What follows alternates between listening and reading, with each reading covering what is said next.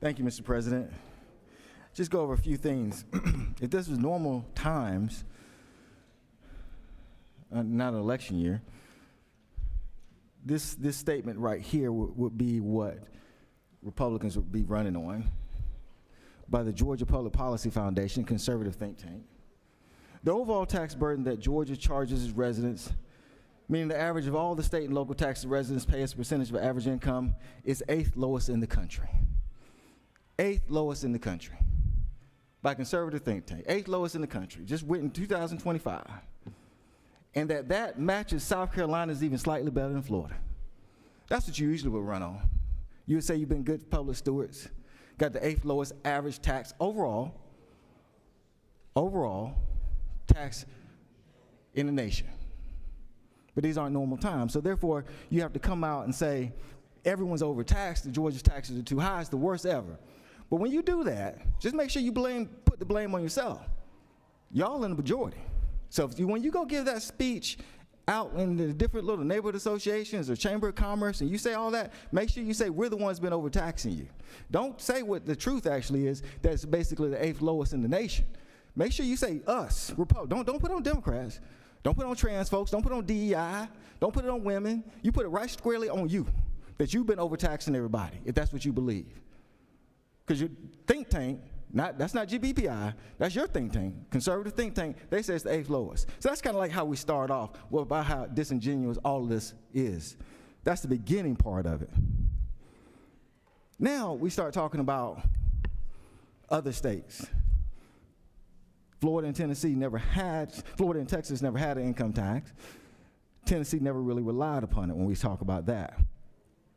So when you tell your folks, when you go out and tell your folks that, I want you, if you represent an urban area, I want you to make sure now you tell them that Texas spends the lowest amount almost on the nation of transportation. So those of you who represent some urban areas, metro areas, you make sure you say Texas doesn't have any income tax, but guess what? They spend the lowest amount on transportation. I know transportation is an issue for metro areas. We're going to follow Texas. So make sure you bring that out to them, because all of y'all are running around talking about these states, but also say the negative parts of what's actually going on. Those of you in the rural areas, since people want to talk about rural areas, I want you to also say that Texas doesn't have an income tax, but they spend the lowest amount on health care in the nation. That's who you want to follow. Make sure you bring that out too now. Don't just throw out states. Make sure you give the truth about these states. That's the key. Now when you start this song and dance about being competitive with these other states, now make sure you remind them, tell your constituents now that our incomes are actually higher than theirs. Make sure you tell your constituents that now.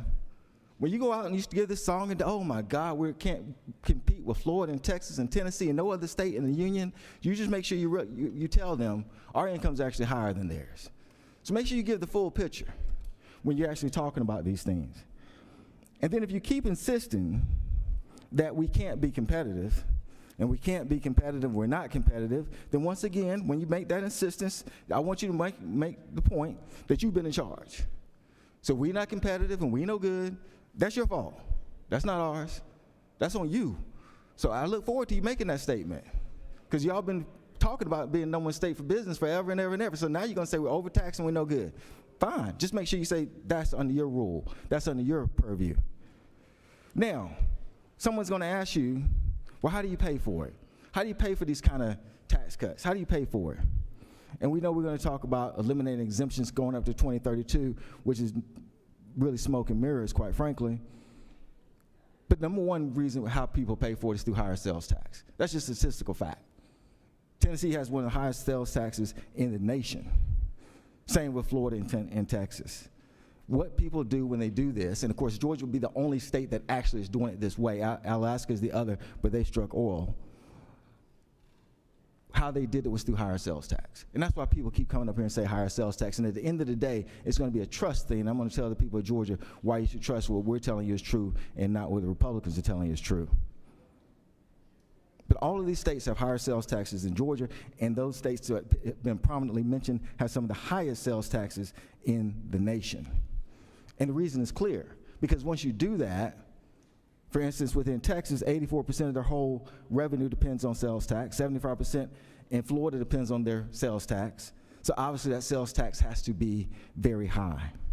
The other way that money is got is through a state property tax, and we're not talking about car tax. We're talking about real estate property taxes. Georgia doesn't have one. So there's two ways that this happened, only two. Higher sales taxes and higher state property taxes. What you guys are trying to propose is this third way, this third magic way that you've created out of whole cloth. And we'll get to that in 1 second. But the two ways that every other state has met this, and the problem is, you know it, is through higher sales tax and the state property tax. And you're talking about property taxes being high now, the state would actually have to create its own property tax. So let's go to the part that you're insisting upon about the exemptions, because that's very, very interesting. Because I want you to make sure when you tell your folks this about ending exemptions or percentage of exemptions or whatever, it clearly says in 2032 all exemptions go away. Make sure you tell them now when they ask, well, I thought these exemptions help bring jobs to Georgia. Make sure you tell them now that you've been wasting their money on these things, that it's just corporate welfare, it's not jobs. Make sure you tell them Republicans have been doing this now for 15 years, that y'all have been just sitting around wasting Georgians' money on this stuff because it hadn't brought no jobs, it hadn't done anything good for Georgia. That you guys have been voting year in and year out, because we're in the minority, for any of these kind of exemptions. You guys are the ones that go to the press and say that these exemptions are good and that they work and they bring jobs. Make sure you tell them now that you have not been honest with them and you've been wasting their tax money all of these years when you go and say that these exemptions don't bring jobs, because that's basically what you're trying to convince them of. The fact of the matter is, this is the scenario that's going to play out. And this is how it will actually happen. Number one, what you call corporate welfare, I call jobs. That's the difference. That's and it's interesting how it's turned now that it's election year. Now all of a sudden, a Georgian's job is welfare. It's interesting when you want to get elected to something, a Georgian's job is now welfare. I want you to make sure you tell your constituents that. Make sure you tell the same constituents that you went and talked about the tax credit that you got that brought such and such company to Georgia and it helped you get a job and you got on your pedestal. I want you to say that that job is nothing more than welfare and I'm going to take it from you. Make sure you do that now, because that's what you're claiming today. But that's the key, because the 2032 is key. Down the line is key, because any of this stuff can be repealed, because that's the key. Because what's going to happen is you pass this, and the reality of the situation is that Georgia has relied on these tax credits to bring jobs. And then what's going to take place is somebody's going to come up here with a nice, calm voice and say, we've talked to our friends, and they said that we need to keep the credits. But we've got to find a way to get the money.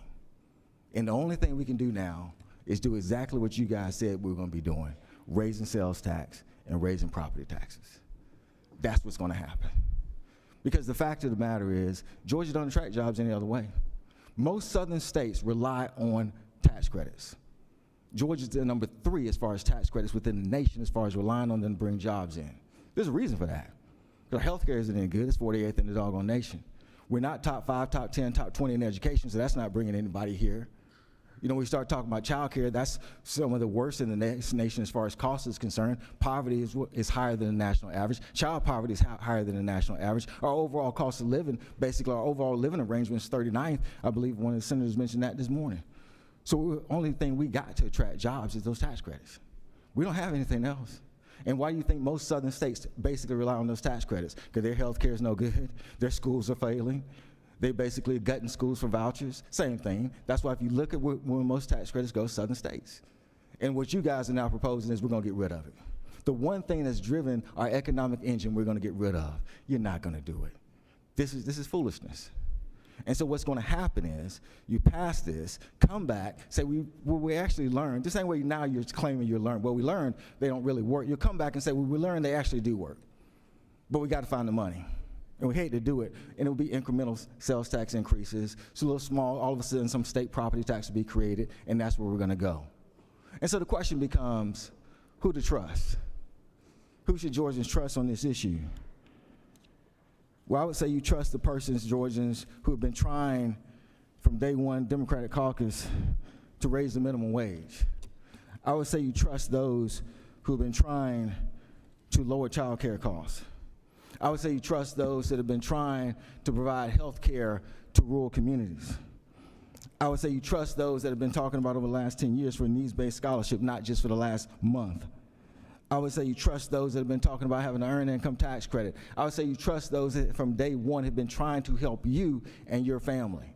And not trust those who have gutted health care. Not trust those who sit up there and say, I'm for rural Georgia, but won't stand up to get doggone Medicaid expansion.